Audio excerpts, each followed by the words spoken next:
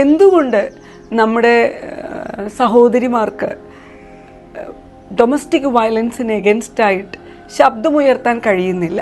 സ്വന്തം മുറിപ്പാടുകളും തല്ലിൻ്റെ പാടുകളും കൊല്ലിൻ്റെ പാടുകളും എല്ലാം കൂട്ടുകാരിലേക്ക് വീഡിയോ പകർത്തുന്ന നമ്മുടെ സഹോദരിമാർക്ക് എന്തുകൊണ്ടാണ് അത് തുറന്ന് വിളിച്ചു പറയുവാനും അതിനെതിരെ പ്രവർത്തിക്കാനും ജീവിക്കാനുള്ള അവകാശം നിഷേധിക്കുന്ന ഓരോ വ്യക്തികൾക്കുമെതിരെ ശബ്ദമുയർത്താൻ എന്തുകൊണ്ടാണ് നമ്മൾക്ക് കഴിയാതെ പോകുന്നത്?